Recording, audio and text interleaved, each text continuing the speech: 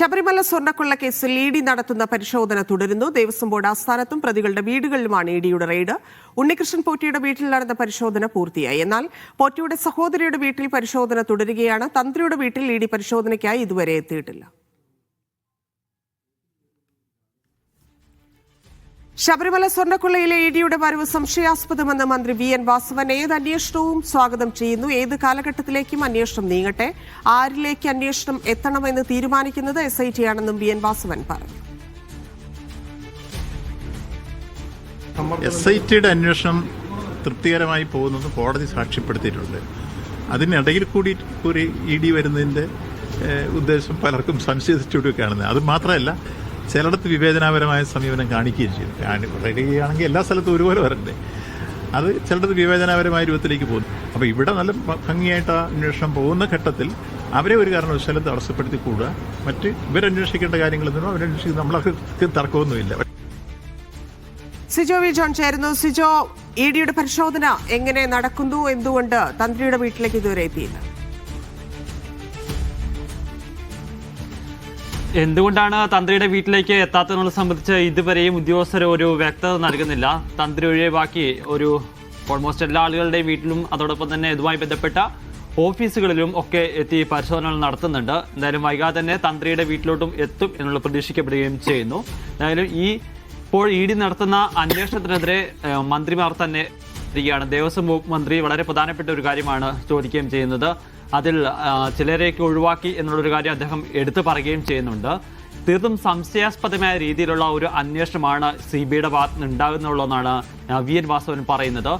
ഹൈക്കോടതിയുടെ മേൽനോട്ടത്തിൽ നടത്തുന്ന ഒരു അന്വേഷണമാണ്. അത് മികച്ച രീതിയിൽ തന്നെ കൊണ്ടുപോകുന്നു എന്നുള്ളത് കോടതി തന്നെ പരാമർശിക്കുകയും ചെയ്തിട്ടുണ്ട്. അങ്ങനെ പോകുന്ന ഒരു അന്വേഷണത്തിനിടയിലേക്ക് എന്തിനാണ് ED വരുന്നതെന്നുള്ളൊരു കാര്യമാണ് മന്ത്രി വി.എൻ. വാസവൻ ചോദിക്കുന്നത്. അദ്ദേഹം ചോദിക്കുന്ന കാര്യങ്ങളിൽ ചില വസ്തുതകൾ പരിശോധിക്കുകയാണെന്നുണ്ടെങ്കിൽ ചില സംശയങ്ങൾ ജനിപ്പിക്കേണ്ടതാണ്. കാരണം എത്രയോ മാസങ്ങളായി ED അന്വേഷിച്ചതാണ് നയതന്ത്ര സ്വർണ്ണക്കടത്ത് കേസ്. ആ കേസ് എവിടെ പോയി നിൽക്കുന്നു എന്നുള്ളതുകൊണ്ട്. അത് മാത്രമല്ല, പലയിടങ്ങളിലും ഒരു ED എന്ന് പറയുന്നത് നമ്മൾ എൻഫോഴ്സ്മെന്റ് ഡയറക്ടറേറ്റ് പറയുന്നത് അതൊരു ഇലക്ഷൻ ഡ്രാമ എന്നാണ് CPM ഒക്കെ വിമർശിക്കുന്നത്. കാരണം ഓരോ ഇലക്ഷൻ വരുമ്പോഴത്തേക്ക് എന്തെങ്കിലും സംഭവമായിട്ട് ED വരും എന്നുള്ളതാണ് പൊതുവെ അങ്ങനെ വിമർശനങ്ങൾ വരുന്നത്. അതേ ഒരു കാര്യം തന്നെയാണ് ഇപ്പോഴും CPM ആവർത്തിച്ച് ചോദിക്കുകയും ചെയ്യുന്നത്. എന്തായാലും അന്വേഷണം ആരംഭിച്ചിട്ടുണ്ട്.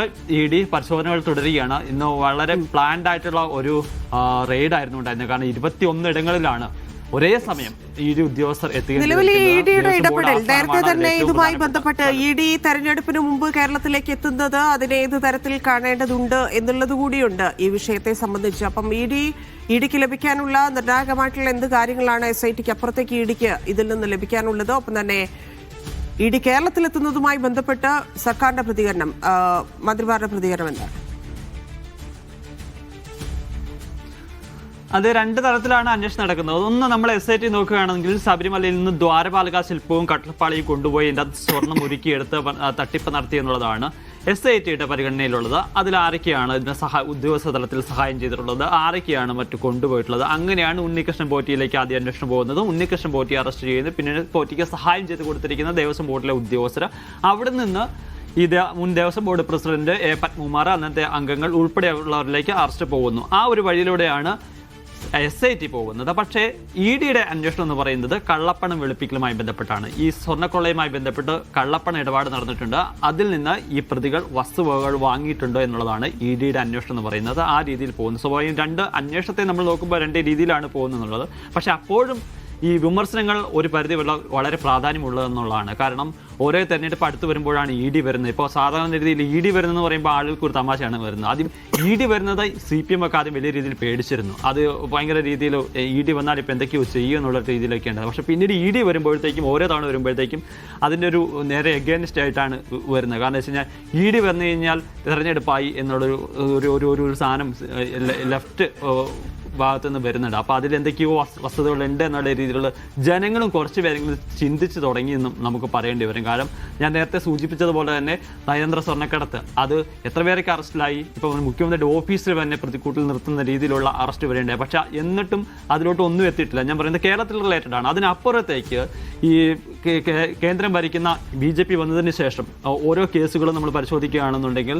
അത് പ്രതിപക്ഷ പാർട്ടികളിലെ MLA-മാരെയും MP-മാരെയും ഒക്കെ പ്രതിയാക്കപ്പെട്ട നിരവധി കേസുകൾ വരുന്നുണ്ട്. അതേസമയം തന്നെ നിലവിൽ ഭരിക്കുന്ന മറ്റ് പാർട്ടികളിലുള്ള ആളുകൾക്ക് കേസുകൾ വരികയെന്നില്ല. അത് ഭയങ്കര ക്രിറ്റിസിസമായിരുന്നു. അത് മാത്രമല്ല MLA-മാരും MP-മാരൊക്കെ അറൗണ്ട് ലാസ്റ്റ് കുറച്ച് ഇയേഴ്സ് കണക്കെടുത്ത് നോക്കുകയാണെങ്കിൽ ഏകദേശം ജനപ്രതികൾ 198 പേരെയാണ് കേസുകൾ എടുത്തിട്ടുള്ളത്. ആദ്യം ഈ ഒരു കുറ്റകൃത്യം ശിക്ഷിക്കപ്പെടുന്ന റേറ്റ് എന്ന് പറയുന്നത് വളരെ കുറവാണ്. അത് മറ്റ് ഏജൻസികൾ ഇപ്പോൾ നമ്മൾ CBI നോക്കുകയാണെങ്കിലും അല്ലെങ്കിൽ മറ്റ് പോലീസ് നോക്കുകയാണെങ്കിലും ആ കേസുകളിലൊക്കെ പലപ്പോഴും ആ ഒരാളെ പ്രതി ഇറക്കപ്പെട്ട് കഴിഞ്ഞാൽ അവർ ശിക്ഷിക്കുന്ന റേറ്റ് എന്ന് പറയുന്നത് അതിനൊരു ശിക്ഷ വാങ്ങിക്കൊടുക്കുന്ന റേറ്റ് എന്ന് പറയുന്നത് അത് വളരെ കൂടുതലാണ്. പക്ഷേ ഈ ED എന്ന് പറയുന്ന ആ റേറ്റ് എന്ന് പറയുന്നത് വളരെ കുറവാണ്. അതുമാത്രമല്ല ഒരു പൊളിറ്റിക്കൽ ടൂളായി ED മാറുന്നുവെന്ന വിമർശനം ശക്തമായ നിലയ്ക്കാണ്. ആ ഒരു പശ്ചാത്തലത്തിൽ കൂടിയാണ് CPM നേതൃത്വം ഒക്കെ ഇത്തരത്തിലൊരു വിമർശനവുമായി വരികയും ചെയ്യുന്നത്.